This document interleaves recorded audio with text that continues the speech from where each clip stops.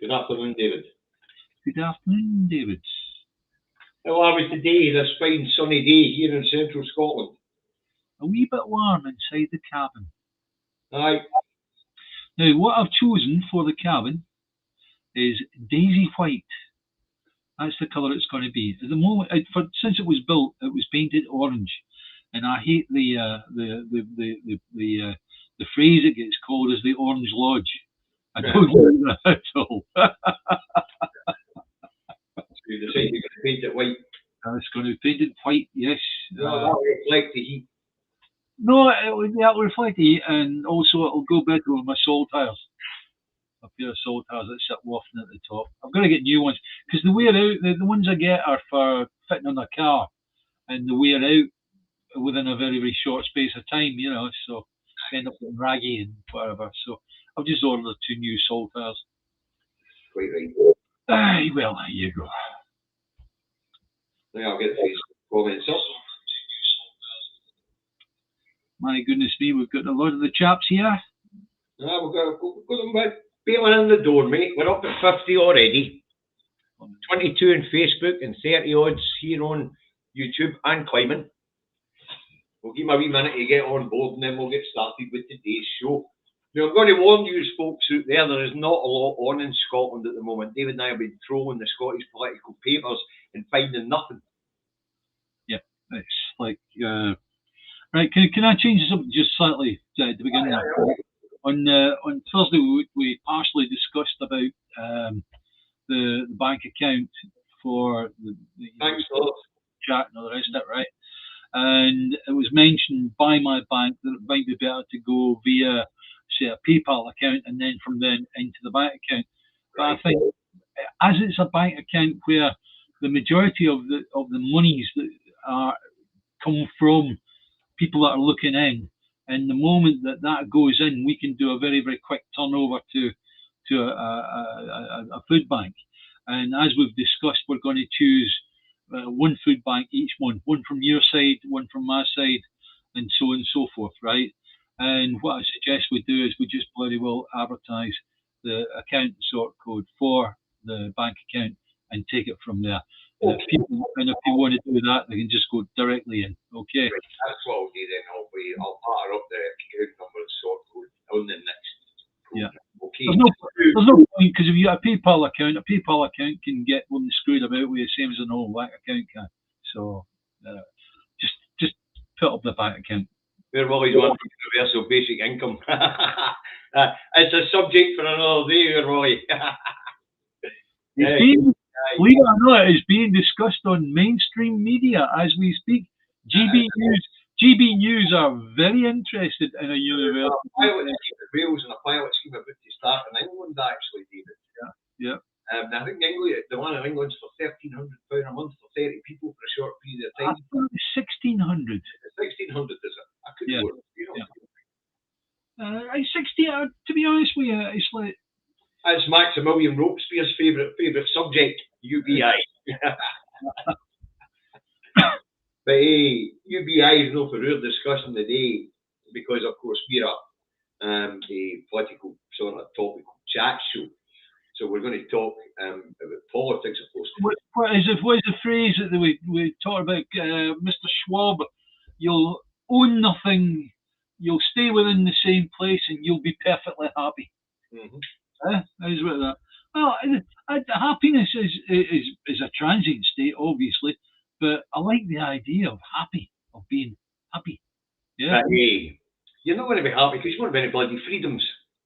And this is Project 2030, as you know, David, and it's a deep subject. We were starting to get into it last time before we get caught up. But we have to deal with the realpolitik as it is at the moment. So shall we batter on, dear boy? What's subject number 1? We shall batter on, dear boy, yes. Subject number 1 is Sunak and Bojo blackmail. Oh, aye.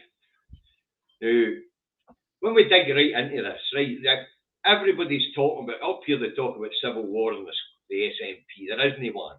But down that road, there really is a civil war going on at the top of the Tory party and within the Tory party. There's been 3 factions. And but at this particular point in time, the discussion between Sunak and Bojo, it goes back to the information that the inquiry wants. The objective of the inquiry, and Heather Hallett, Baroness Heather Hallett, her objective is to get to the mistakes, the root of mistakes, so it don't happen again. But some of these mistakes were quite deliberate and cynical. Yeah. And I think the one that Sunak's trying to hide is the Eat Out to Help Out scheme, which was launched in August 2020, as they wanted to open back up. Now, August 2020 led to the shutdown of Christmas, what they called the break, the fire break lockdown, if you remember correctly. Now, I reported on this at the time, saying that this was a cynical move to get the middle classes who could afford to stay behind shut doors out to commune together and catch this bloody virus. Yeah, these are the people that had a front and back garden, had a certain degree of freedom in their lives anyway. Yep. And the fact of the matter is that to get them to come out and go to a restaurant, it was Sunak's thing: eat out to save a restaurant. There you go. As I say, as I was at the time, it was a COVID eat out. It was eat out to help the virus get about. You know what I mean? And it was a cynical move to get the virus. I said that at the time, a cynical move to get the virus into these people, because it was still herd immunity. And as we now know, as you and I have discussed now, David, these vaccines are no very efficient at all. But I think that what's happened is that Bojo's gaffes have been open, if you like, right? Whereas Sunak has been a wee bit blooming, he's a wee bit you know what I mean? He does play his cards close to his chest, like owning the large amount of Moderna shares even before the pandemic or the virus became apparent, right? He has a huge number of Moderna stocks and shares, right? Okay, so I think Sunak, there's going to be something comes out here, something that gets released, something that gets leaked from the WhatsApp messages, and he's going to be in soapy bubble. And I think that's what it is. I think Sunak and that mob would be talking about it. And of course, we know Sunak didn't want, he was the Chancellor at the time, didn't want Bojo getting the fire break lockdown. And as I say, I think these WhatsApp groups will show that they were still going for herd immunity, and the eat out to help out was to get the middle class and get the virus in amongst them. Now, the whole point is, who's going to win as far as this is concerned? Well, the British government are taking its own choice of judge to court over this, right? And any court, Supreme Court, whatever, they're going to look at this and go, hang on a second, you voted to actually use this judge as your arbiter on what information would be needed and all the rest of it. So therefore, we vote on the side of the judge, and the judge will win. Therefore, it's for the judge to actually consider what is the information that she wants. End of. Not for the Tory party. Brian wants us to give a shout out for the static event at Kirkcaldy Beach this week, 1 p.m. A static saltire event. I am a proud member of the Saturday Saltire static event group, and I like seeing the beautiful pictures of the saltires decked across the bridges, and plus the fact if I'm driving about, actually seeing them. I always wave, but nobody waves back. I don't know why. I get fed up with that. So anyway, Sarah and I will be at that particular static event, where I'll be giving Agnes £100 towards a baby bank, food bank Scotland. So I'm going to do a wee video of it for it all on the YouTube channel. Okay, and I'll probably stream the static event and all a wee bit for the YouTube channel. Now I know how to do it from my phone. Okay. Right, anyway, well, Bojo and Sunak and the WhatsApp. I'm sure there's an awful lot to get up with these WhatsApp messages that's going to come to the fore on VIP dodginess, on the theory of herd immunity, because they must have known that these vaccines were crap. I don't know if that's the case with all of them, because to be honest with you, there's a fair few of them pretty stupid, right? But certainly there will have been a number of them that will have been within the loop. Aye. And somebody will have explained to them, look, this particular virus, it evolves too quick, turns over too quick, so therefore whatever vaccine we come up with isn't going to work forever. Aye. I think it was very cynical. Right, where we going with number 2? Come on. Yeah, number 2 is Starmer and Jamie Driscoll. Oh, the continued purge of the left. Yes. From the Labour Party. Yeah. Jamie Driscoll, very successful mayor in the northeast of England. Yeah. And I've had a wee look at what this guy's managed to achieve since 2019, especially in the cost of living crisis. He's created jobs. He's brought down child poverty in the area that he's in. Yeah. You know, he's a very popular mayor, but he's on the left. So Starmer stepped in, and the NEC won't let him run. Yeah.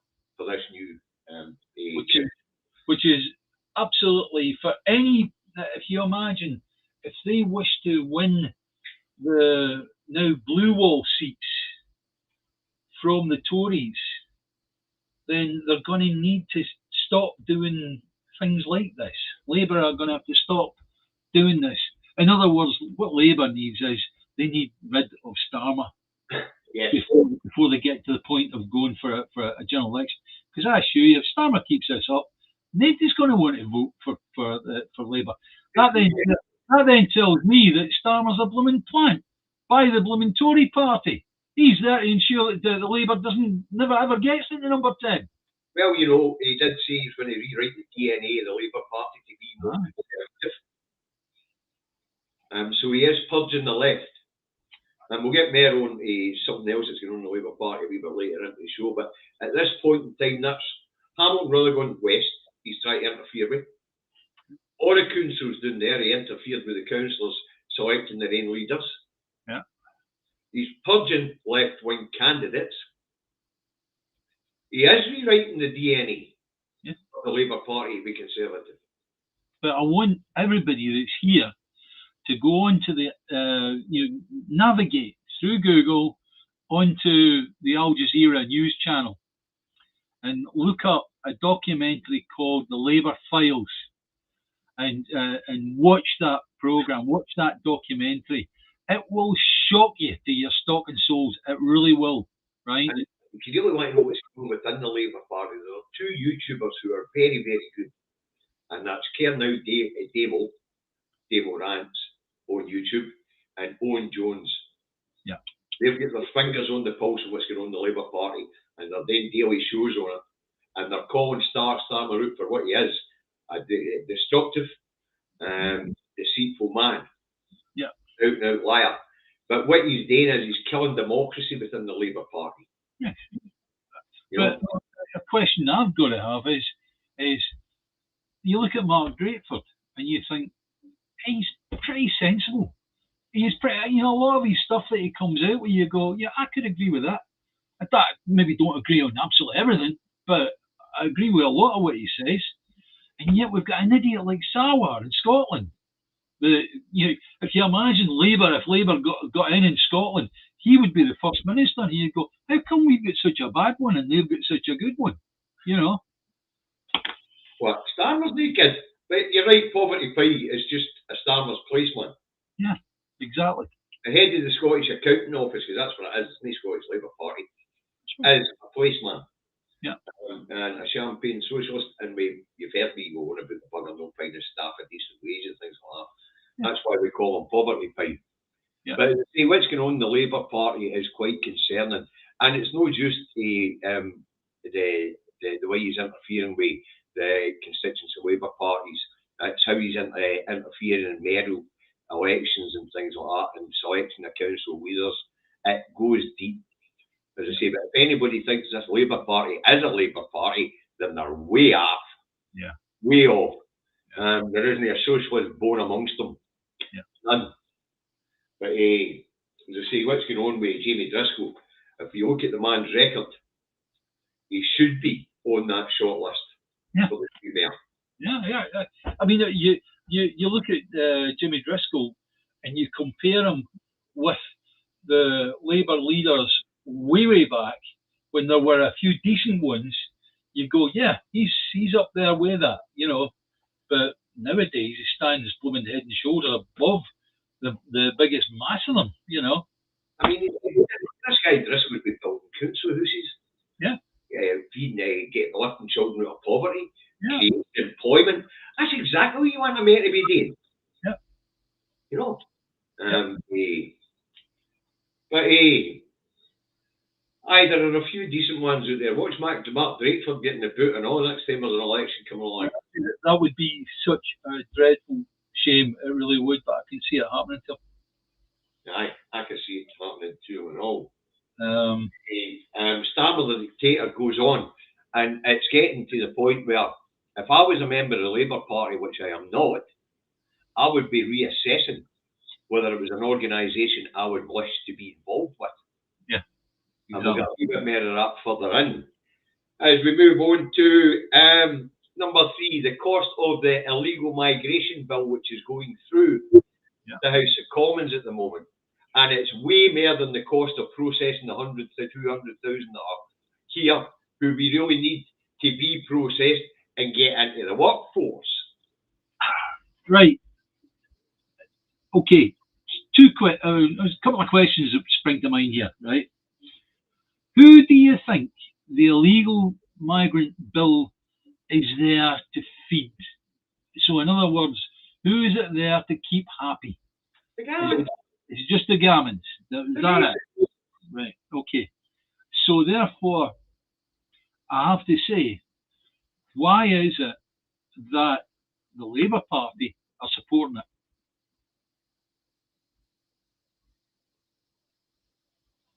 Why is it the Labour? Sorry, Yeah, what if it's there just to feed the Gammons, of which are mostly Tory and that Tory? The Labour Party wants the Red Wall. It's just Robert the Bruce was asking us to comment on a de facto PM and a de facto FM for the English Parliament to be PM of the UK. Well, as England doesn't have a Parliament, it's not a question, is it? Yeah, that's right. There's no much can be said about that. England doesn't have a Parliament. End of story. Right, fine. Answer the question. Why is it? Because that's where the Gammons are racist up in the Red Wall, apparently. In other words, they are floating voters that, for the time being, they've given their vote to the Tories, and they might give their vote to the Red Tories. It's not going to attract voters in the southeast who are actually bearing the brunt of these people coming through. Do you want to know something? I've got personal history here, right? But let's go to the cost. Yeah, but when I lived in England, I lived in the northeast of England, right? Yep. And my mother and father-in-law and my wife were all dyed-in-the-wool Tories, yeah? But these were what you call working-class Tories. He worked in a coal-fired power station. She didn't work, the mother-in-law, she didn't work, right? And my wife, she worked in a hospital as a storekeeper, right? And to be honest with you, it's like these were people that should not have been voting Tory whatsoever, and yet they bought into the whole thing. Oh, Maggie this and Maggie that. I was the only one in the household woman shouting about, like, you know, what are you talking about, you know? Let's get back to the cost, David. Never mind the fact that you're Gammons in your family. Yeah. Right, let's get back to the cost. The initial set-up costs are going to be massive. Yeah. Last year, 45,000 people come across in small boats. There is only placement for 2,000 in the immigration system for people to be detained. You've got to remember, this bill means they're all going to be detained and deported. So you've got 3 billion to 6 billion in set-up costs. And then it'll be billions going forward as they try to find somewhere to send these people to. Because as far as we know, they don't have that many agreements where they can send them to.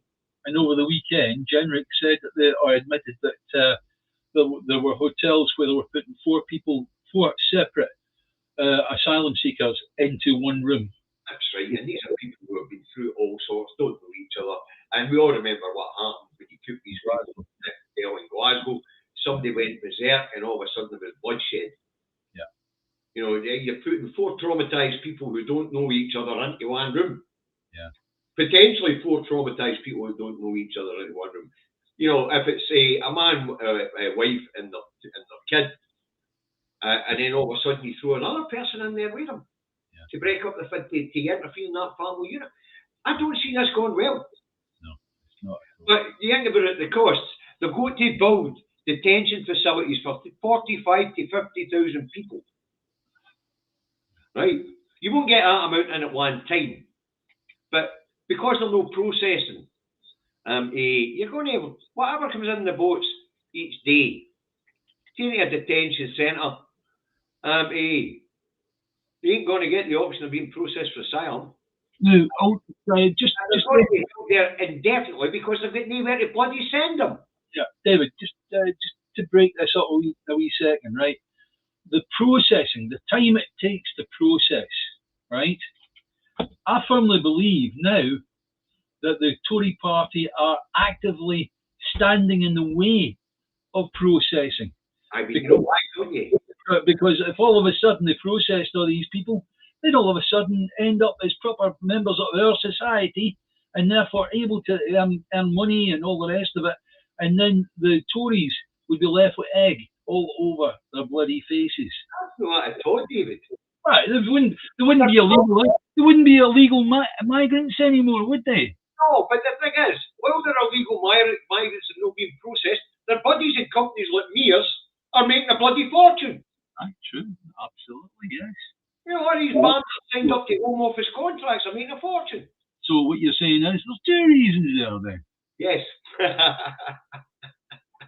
And yes, I bet you all these companies are all big donors to the Tory party. The majority of them anyway. Yeah. But 36 billion just to get up and running. Yeah. And of course, once they're in these detention centres, they're going to be detained there for a hell of a long time because very few countries have got an agreement with the UK to take these people back. That's why Sunak, when he was at a conference about Ukraine, was begging for a new Dublin agreement. And he's claiming a victory at the weekend because there was fewer Albanians coming out in small boats.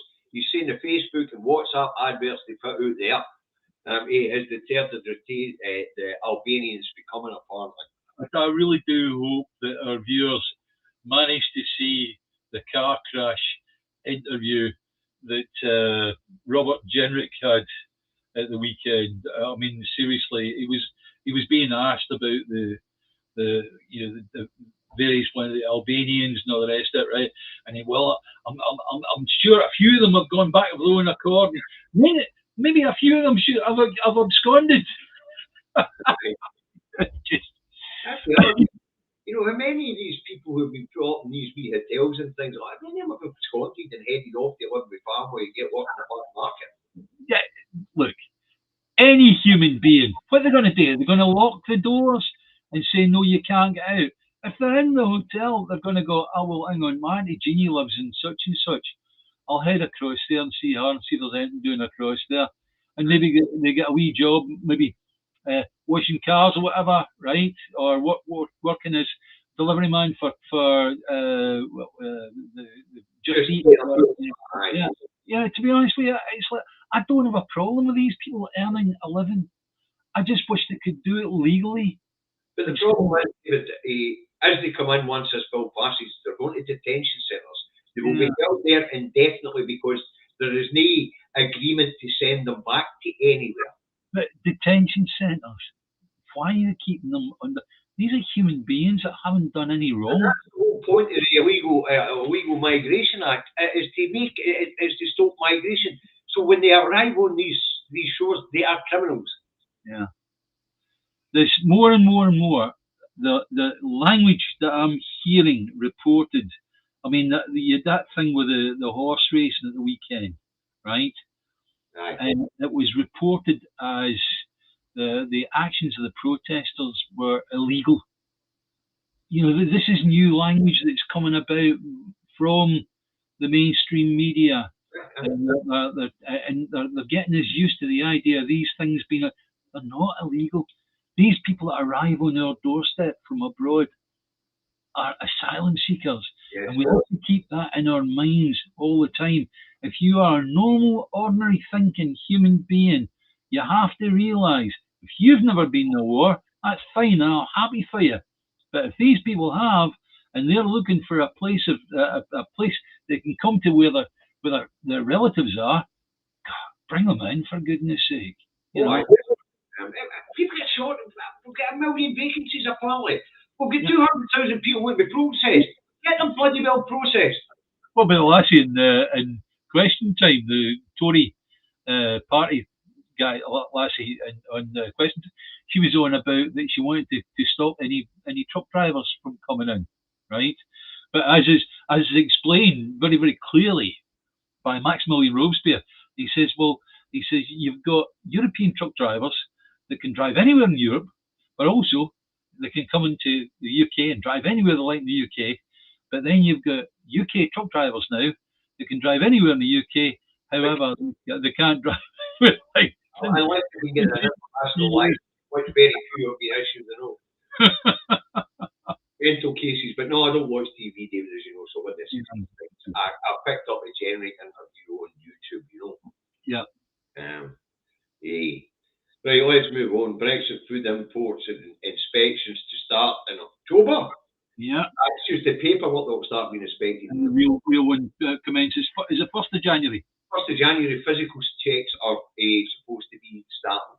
Now, there's turmoil at the ports, and we're being told that the ports authorities can't get things set up and ready for either October or January because DEFRA hasn't given them any guidance in the quotas, how many of these things are going to be checked.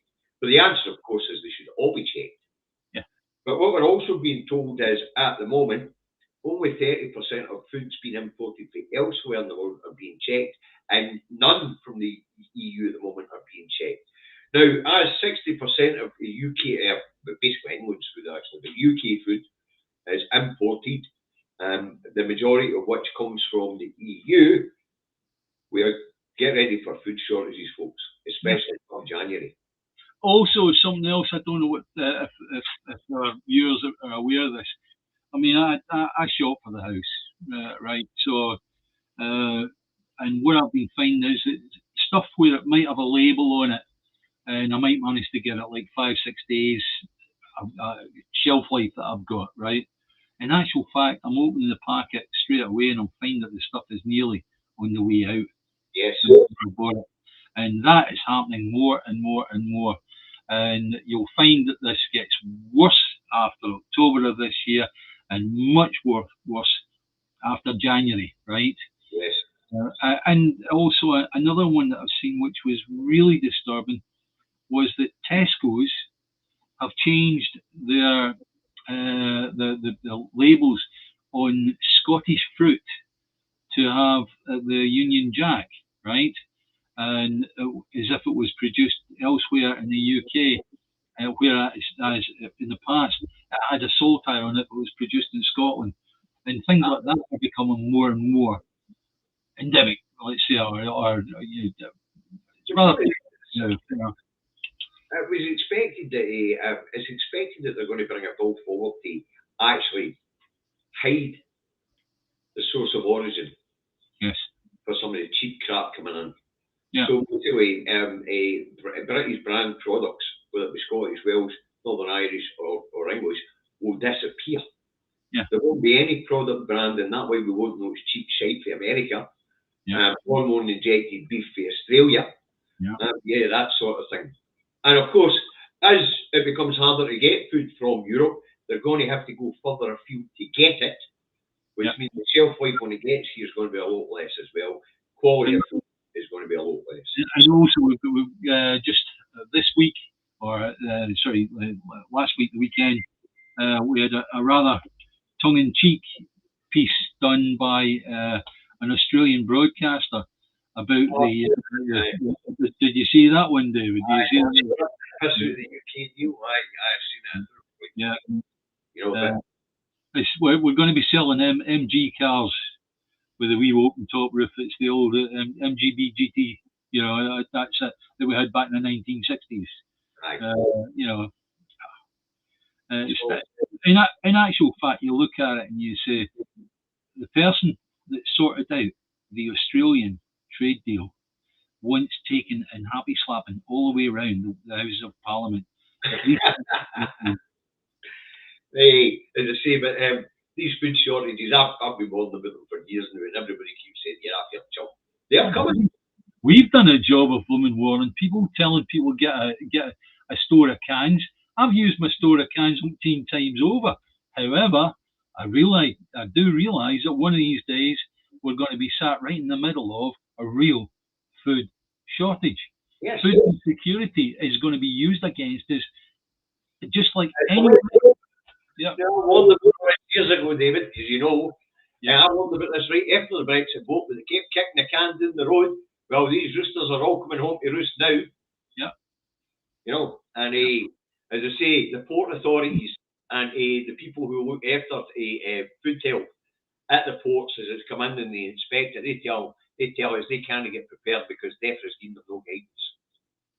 None. I mean, it's only 4 months to the check start, and DEFRA's come up with no guidance for the port authorities on these checks. Right. That's outrageous. Okay, let's just open this up a wee bit wider, right? We've all looked at the Scottish ports that are basically mothballed at the moment, right? Aye. Is there not any political way whereby we can gerrymander opening at least one or two of those ports, get them properly open? Sorry? It's about who's on them now. The ones that want to mothballed have already started trying to open, but the big problem is refurbishing infrastructure because we're going with a limited budget. Yeah. Well, one thing's for certain, when Scotland becomes independent, we do need them. Yes, and we'll have the infrastructure. We'll have the money to build the infrastructure quite quickly. Yeah. So we're already investing 500 million along there at Rosyth. Yeah. To build grain bins and things like that for imports of grain and things like that. So. And what's the place where we had the nuclear power station on the west coast? Henderson well, Henderson Point. It's very, very deep. At that side of the Clyde, it goes way down deep. And it's able to take the big hyper containers. Because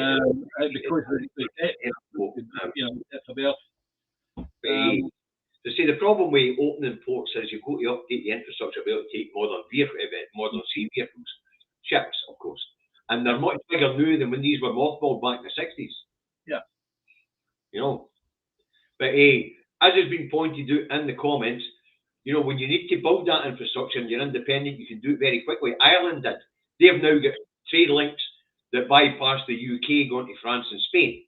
And what are they going to need to build that infrastructure? They need people. That's point one. You need people, right? You need materials, and you need money. And the money is the one thing that everybody points to. You'll be broke when you're independent. No. In actual fact, it's like we will have a lot more money coming through the door into the Scottish Exchequer than we thought possible.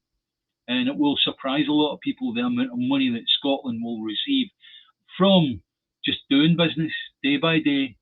And it just so happens that right at the moment we are blooming giving it all to the UK Treasury. More fool us. Anyway, enough said. Apparently, massive plug in ragworms off the beach at Henderson. No surprise, they're probably irradiated.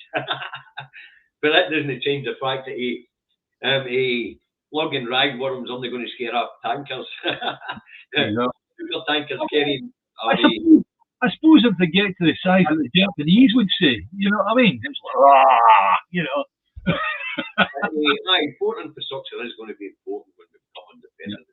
But as I say, at the moment, the limiting factor, and as you know, David, this is something I've been following for years, actually, as you're well aware of. The limiting factor at the moment, what we can do is money. But what we have been doing is we've been beefing up the East Coast ports. Can I just stop you and give people a wee bit of insight here? Mr. Frankenstein's monster. It was me that said to him, go and find out some stuff for yourself. And he bloody did. Well, already, he just wanted to go and find the facts so that I could put links up. You contact me every day. Hey Dave, what about this? After off in the first couple of years in that referendum, we put links up. You would tell people, oh, bloody school teacher, use your search engine. It lives. It lives. Right, let's move on to the next one because time's getting on. Michelle O'Neill visits the States to update Congress on the state of play in Northern Ireland. Now that comes on the back of their record council wins, taking for 105 councillors, the 144 councillors, making the Nationalists the biggest in the local authorities as well as in Stormont. Right. The reason for this obviously is to actually tell the people in America, or the politicians in America, the truth about the situation in Northern Ireland, and not the lies that they're being fed by the Tory politicians. As we know, this comes in a Sunak's recent visit with Biden to help get the Northern Irish Assembly up and running again. You know, so Michelle O'Neill's out there where the nationalist section of the community by has got great support. Yeah. I'd like to know where the nationalist community here. We'd like to know where our great support is for America. We have great support in Europe. You know. But we also have a big diaspora in America, Australia, New Zealand. Yeah, there's a Scotland Day in most parts of America at some point, right? And like there's a St. Patrick's Day in New York, there's also a Scottish Day in New York, I believe, isn't there? There is. But that's I mean, St. Patrick's Day in America is America-wide. Yeah, that's right. Whereas the Tartan Day or Tartan Week is just 1 week in New York. Yeah. You know. So, as I say, you can expect the Americans to be piling pressure on. And of course, Congress and the House of Representatives are there. They're offering United Ireland at this point in time, so they could be playing a boot there. You know, especially when it comes to trade deals with EU and better relations with the EU. You know, let's face it, they need places like Northern Ireland and Scotland, because I'll tell you what, the fact that the women voted to keep themselves afloat last week by increasing their credit card limit was quite something. So therefore, America really does need some friends at the moment. Aye. Hey, thanks very much, Mev. Apparently Happy New Week to you. And apparently DUP has wrote to the NI section to get any chance of a border poll stymied. At this point in time, the DUP are becoming more and more irrelevant, actually. And the way they're behaving has seen them becoming more and more isolated, even with unionists in Northern Ireland. Yeah. But as I say, that was quite interesting. It was worth picking up on. All right, next point, Bruni. Yes. It promises more jam tomorrow. And this is Gordon Brown holding his pro-union gathering in Edinburgh.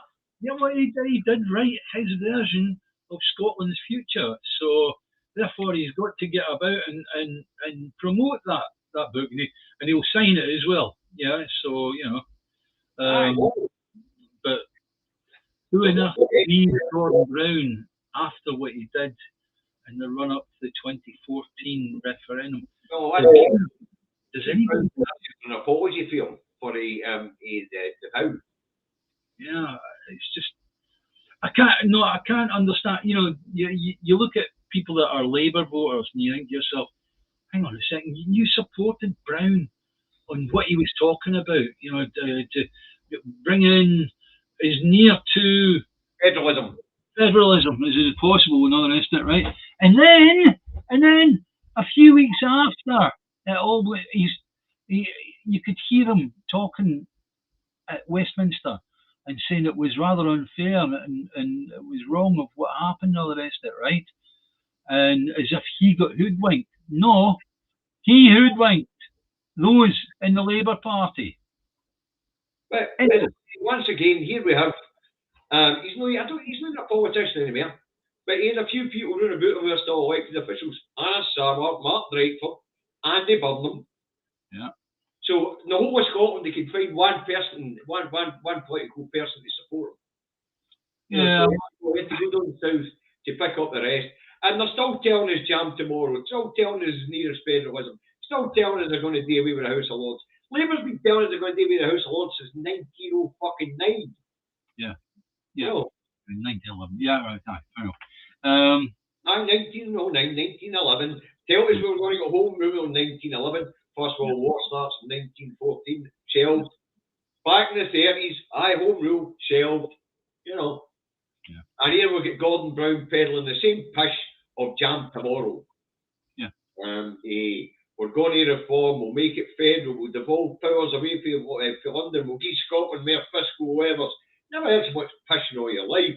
Well, if that's the case, I'm not being thick here, but every time somebody mentions about getting rid of the House of Lords, we end up at fucking war, right? So, do you not think that's maybe a good idea to shut Brown up? Huh?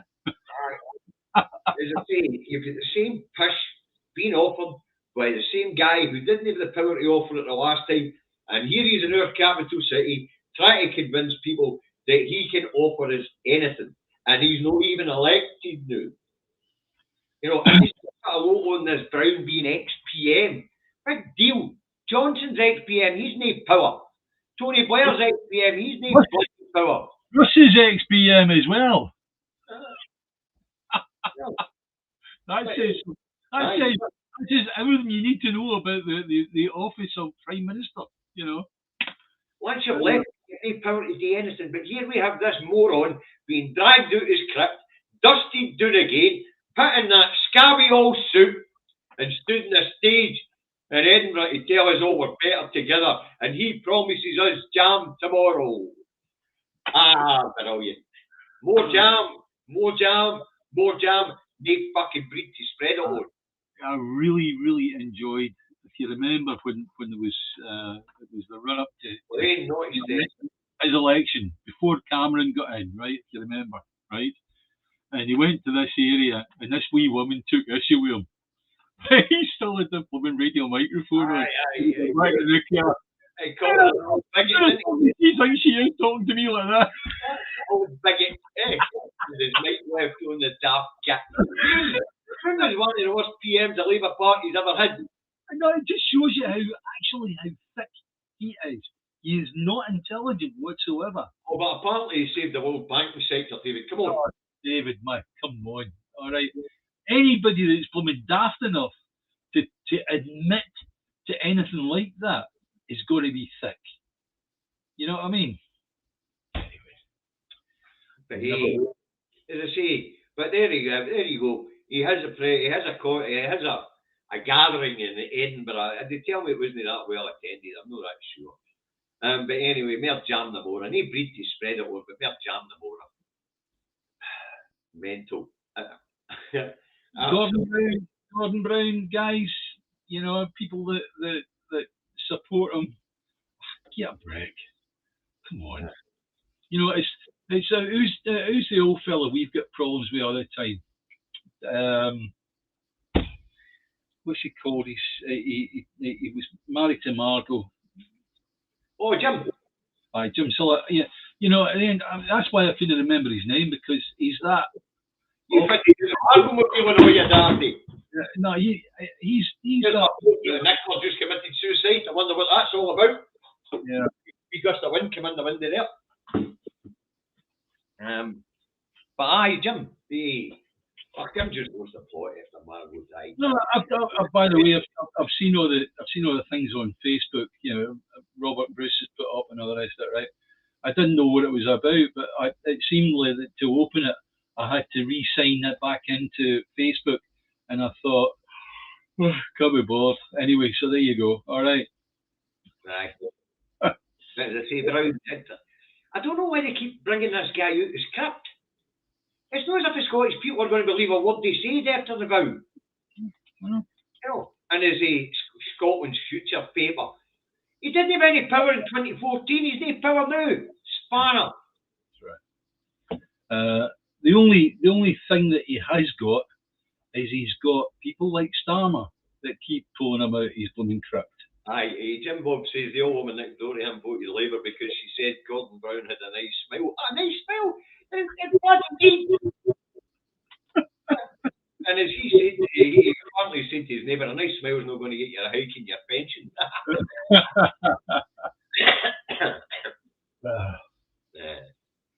Well, anyway, look, guys, that's one thing I've just to pull off aside, pull over and handbrake on all this, right? That's me. I'm on my pension now, and it's like I need a bigger pension. So can we get a bloody move on, please? Thank you. Right. Anyway, right. Sorry. Next thing is DRS. The deposit return scheme. Hello, Madam Director. Welcome home. Did you have a nice day at work? Where the fuck it's what? Language, Timothy. We're Now live. you can swear on it. Hello, Sarah. Mary says the young ones don't even know who Gordon Brown is. Right, there's no deposit return scheme. Apparently, the day's the deadline. If classes are excluded, they're going to have to look to see if they're going to collapse the whole scheme.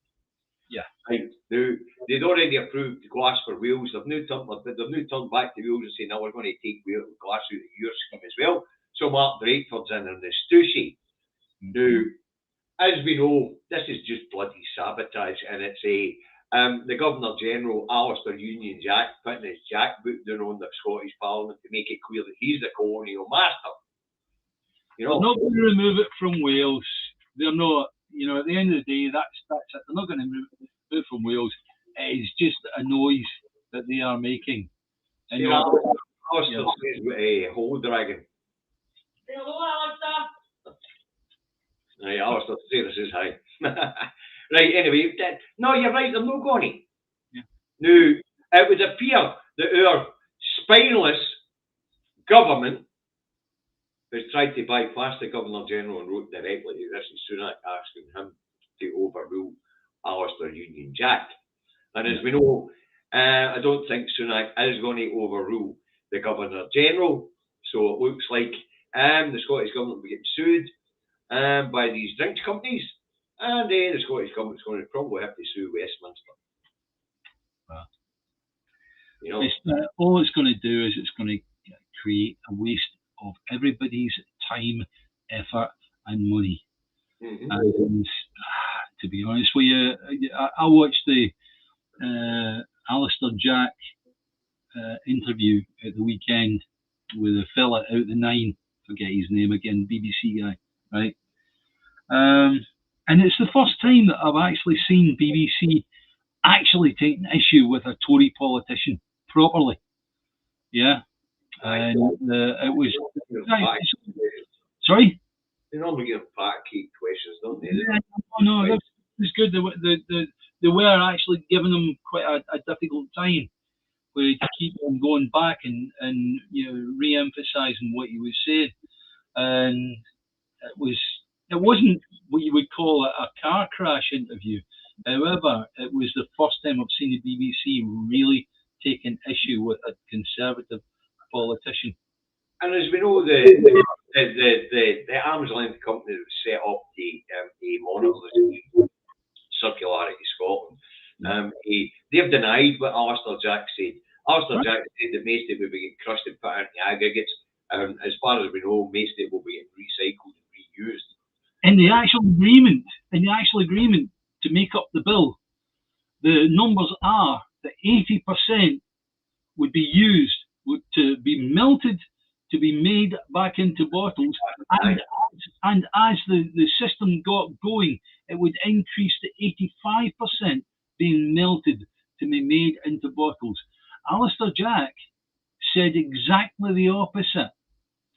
That either he didn't read the notes that go with the bill, or else he was making it up as he went along. Being a Tory, I would say he's a fucking liar.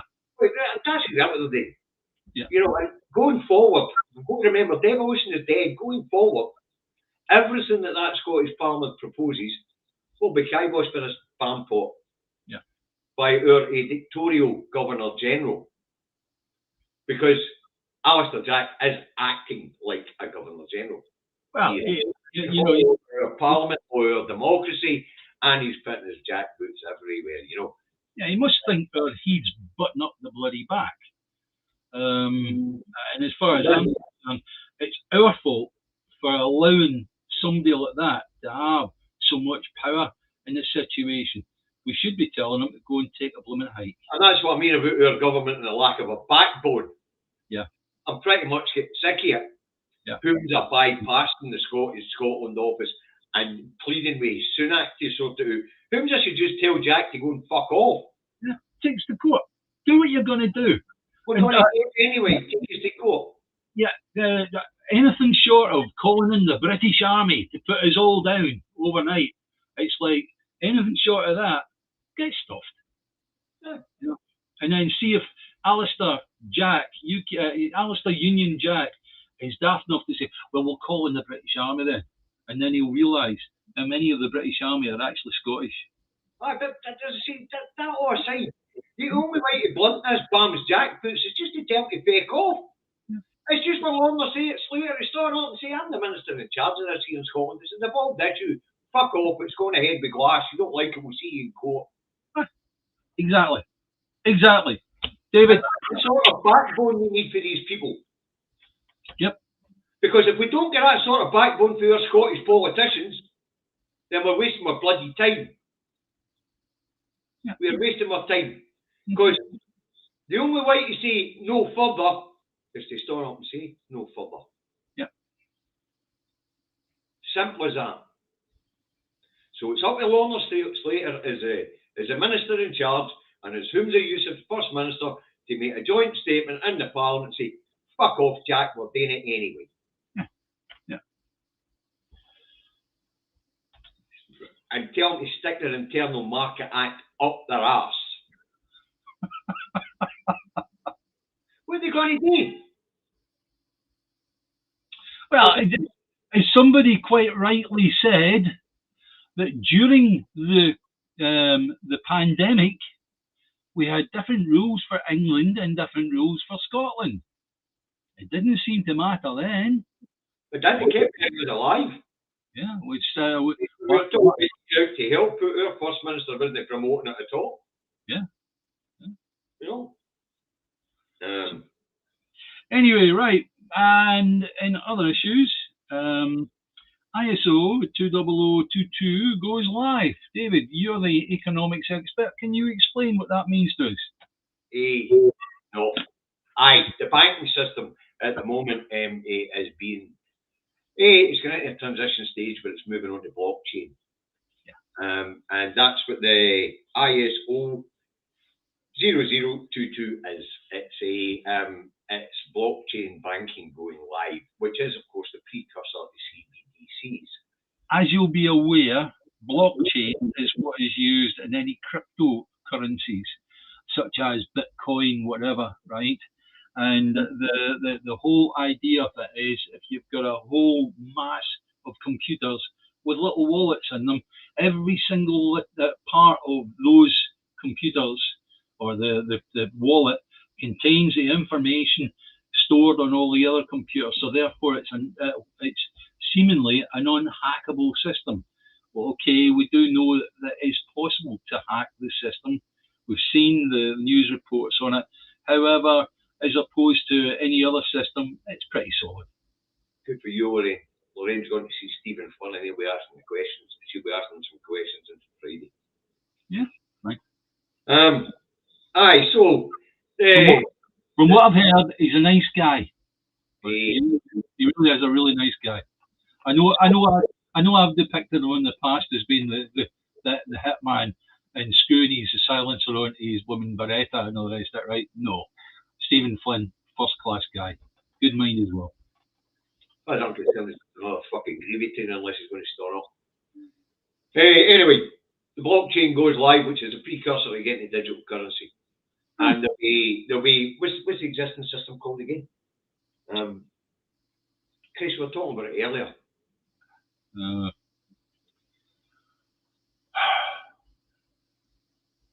When you get this part of the broadcast, your brain just freezes up, doesn't it? Aye. Anyway. But the old system's going to be phased out. This new system's coming in, and that's how your transactions will be done. They'll be done quicker. But let's face it. Any bank, it's like supposedly you're supposed to give them your money to hold and all the rest of it. For shite. Okay. In actual fact, when you go to a bank for a loan, they don't loan you money. The actual phrase they use is that they're buying debt. Right. You know, and that is precisely the way it's worded, right? So, and it's called the fractional. What is it? Fractional banking system. That's right, the fractional. And the new system is going to be called the GFS, Global Financial Services. It's still a folk currency. It's still made up from nothing. It's backed by nothing. Aye. You know, and if some country like the Chinese or whatever all of a sudden sets up a gold-backed currency and it becomes popular, all the rest of the currencies in the world are just going to hit the wall. Simple as that. Right. Anyway, so if anybody's what ISO 0022 is, it's blockchain banking that goes live today, and they reckon by the March next year, 80% of the banks will be in that system. Hey, right, let's move on. Number 10, Davies, sexy, gets the whip cane album with the Labour Party for apparently being a bit of perv. What was he using? A whip? As a pervert, was he? Right. And his name's not even Geraint, it's Grant.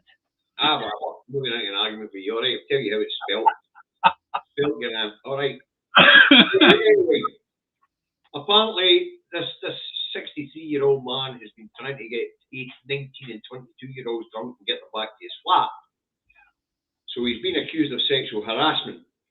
So he's had the whip taken away, but apparently the Labour Party have known about this guy and his antics for over a year. Do we know? Thanks, Eddie. Okay, let's call it back a wee bit, right? Do we know for certain that he has been a pervert? Do we know that? No, we don't. So yet again, He was being investigated by the Met Police, but the complainer withdrew the complaint.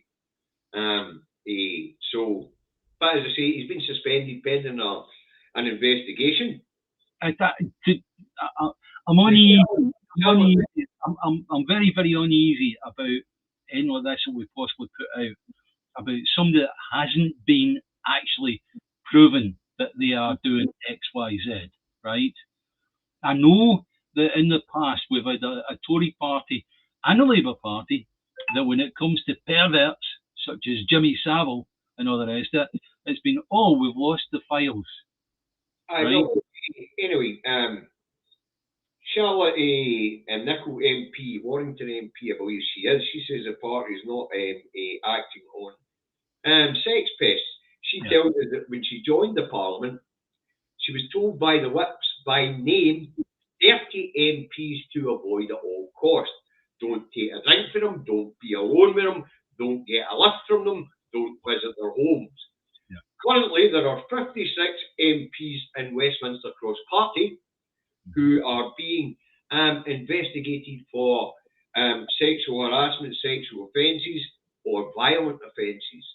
Now, they are talking about introducing a new bill which will ban MPs from using the Westminster estate if they're under investigation by the Met for sex or violence.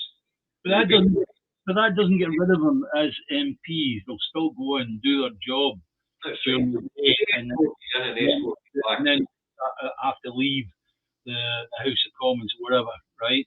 I don't think that's right. I think that if you were at work and you got found out of blooming fiddling or whatever, right, or it's been a sex pest or whatever, you would be suspended. Yes. Maybe until the thing was fully heard out and all the rest of it, right? And as far as I'm concerned, that's precisely what should happen to any MP or any part of the MP's machinery, as it were, private sector, whatever. the other thing is, to get back to reality with these people, we have to shut down the Westminster Estate. It's a place of work. There's restaurants, bars, and they're on the piss all the time. Just shut them all down. Yeah. One work canteen where everybody gets to congregate and eat, no matter what their position is within the building. No bars, nothing. Yeah. I mean, if there's no piss for time, they're not going to be trying to touch up women MPs or touch up fellow men MPs, as we've seen. You know, do away with the drinking dens in Parliament, and we maybe get a lot less of these bloody bad behaviours. Yeah, that's right. Right, we're out of time, but we've still got a Trussell Trust to cover. Do you want to take 5 minutes and cover it? Yeah, basically, we've got where the Trussell Trust has come out with certain information. It's going into the National, and it says that from April 2023 to March 2023, the Trussell Trust said it handed out 2,986,203 emergency food parcels across the UK, a 37% increase on the previous year. In Scotland, 259,744 emergency food parcels were provided, the charity said. This was also a record high and an increase of 30% on the previous year. Social Justice Secretary Somerville said, whilst none of us want food banks, we recognise the important role they play for people in need. The plan to actually make the priority the money that's handed to people rather than pushing them in the direction of the food banks is the first of its kind by any UK government. Yes. And it will support people who face food insecurity and will move us closer to our long-term ambition of a country where there is no need for food banks. We want to ensure we reach people in need by providing a cash-first approach backed by advice and support. We will support people to strengthen their incomes and prevent future hardship and crisis, allowing them more choice and dignity. Now, obviously, this it's a multifaceted thing, right? And I think also the setup of and trial of the universal basic income, I think, could be part of this as well. Yeah, you could have, yeah. Social Justice Secretary Sutherland Somerville also said, tackling poverty and protecting people from harm is one of the Scottish Government's three critical missions. Of course it is. Primary duty of government to look after the people.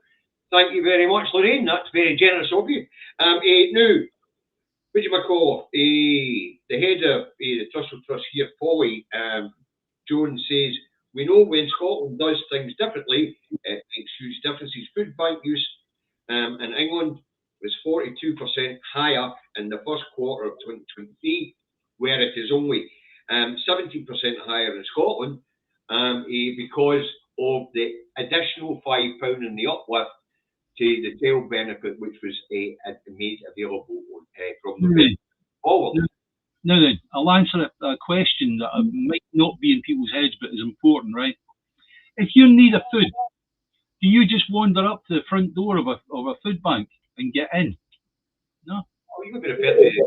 Mostly it's a referral from the social worker. That means that there is a local authority or an authority that is issuing you with a ticket that allows you to go and get food off a food bank. If that's the case, and by extension, it should be that your money is increased so that you can go and buy some stuff rather than putting the weight onto the food bank. Now, the latest poverty statistics have been issued, child poverty statistics have been issued. Now, last year, 21% of Scotland's children lived in poverty. This year, it's 24%. Cost of living crisis has seen it going up. That's not good. Nearly a quarter of Scotland's children are living in poverty. But across the board in England, it's went from 26% of their children in poverty, nearly a quarter, to 29%, nearly a third of the children in England are now living in poverty. It was 14 million. I don't know what the National Audit Office will come up with on that, but I think it will grow from 14 million people.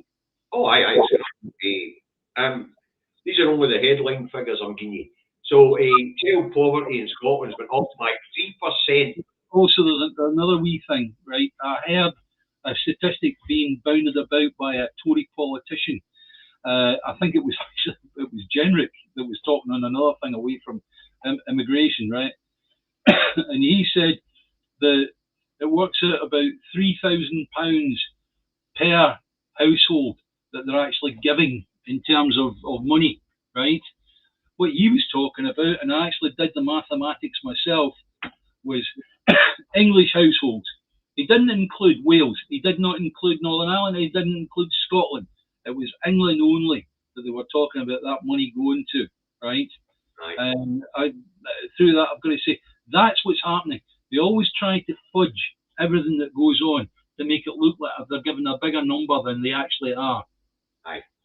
But as I say, because of the cost of living crisis, last year, 2022, I could use the figures last year, and child poverty in Scotland was at 21%. It's now up to 24%.